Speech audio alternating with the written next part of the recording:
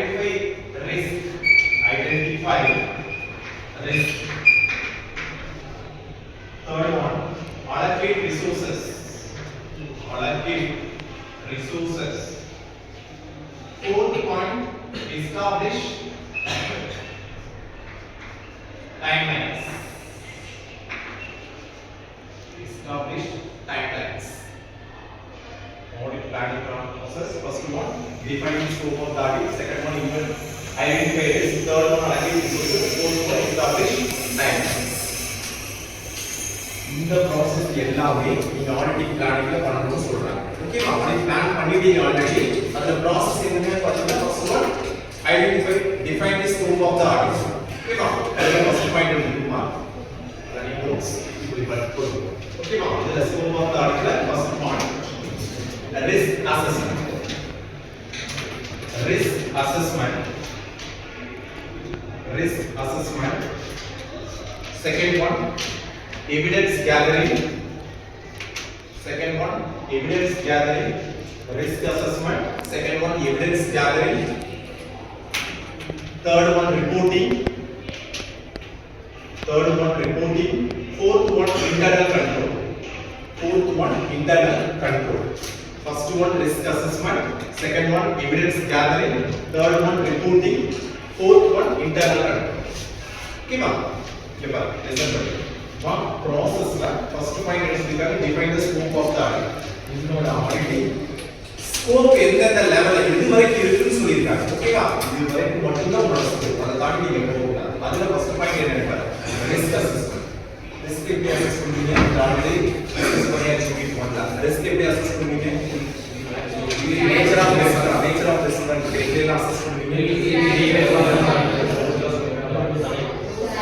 salary. ஓகேவா? salary difference அது ஒரு risk assessment. வேற tax pay பண்றது ஒரு risk assessment.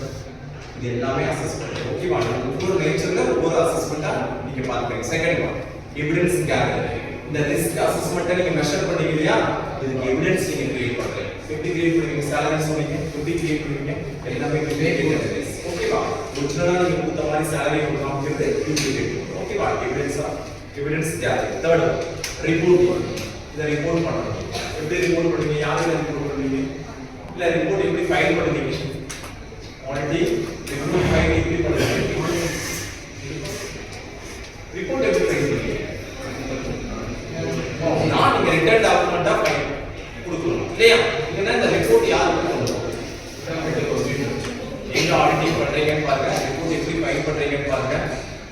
யோசிச்சீங்கன்னா கொஞ்சம் சொல்லிடலாம். இன்டர்னல் ஆடிட்னா ரிப்போர்ட் எங்க கொடுப்பீங்க? எங்க சப்மிட் பண்ணுவீங்க? Data extension. ஓகேவா? எக்ஸ்டர்னல் ஆடிட் அப்படிங்கும்போது very fourth one, internal control. Internal control scope னு சொல்லிருக்காங்க. not the scope. internal control அப்படிங்கிறது உங்க கம்பெனிக்குள்ள நீங்களே எரர் கண்ட்ரோல் பண்ணுவீங்க. ஓகேவா? இது வரைக்கும் தான் உங்க ஸ்கோப் இருக்கு. இத தாண்டி எந்த ஸ்கோப்பும் உங்களுக்கு இல்ல. ஓகேவா? இதுதான் டிஃபைன் பண்ண சொல்லிருக்காங்கமா. Defining the scope of the ஆடிட்க்கு 4 பாயிண்ட்ஸ் கொடுத்திருக்காங்க. இத தாண்டி எந்த ஸ்கோப்பும் கிடையாது. Second one, identify risk. Risk assess பண்ணீங்க, அதை ஐடென்டிஃபை பண்ண சொல்றாங்க. எதனால இந்த ரிஸ்க் எல்லாம் வருது அப்படின்னு சொல்றாங்க. ஐடென்டிஃபை ரிஸ்க் எழுதிருக்கோம் ஆல்ரெடி. ஓகேவா? என்னென்ன ரிஸ்க்? ஒரு ரிஸ்க் சொல்லுங்க. இப்போ சொன்னீங்க ஆல்ரெடி ரிஸ்க் அசஸ் பண்றது எப்படி? salary. ரிஸ்க் எதனால வருது? என்ன ரீசனால அந்த மாதிரி ரெண்டு salary ஒரு டிஃபரன்ஷியேட் பண்ணிக்காமீங்க? நிறைய ரீசன்ஸ் சரியா ஒர்க் பாத்தீங்கன்னா ஸ்லோவா போயிட்டு. சோ அவங்க என்ன பண்றாங்க அப்படின்னா salary வந்து அதிகமா கொடுக்கறதா காமிச்சிட்டு கொடுக்காம பண்ணுவாங்க. இது வேற டாக்ஸ். ஈக்குவலா டாக்ஸ் பே பண்ண என்ன ஆகும்?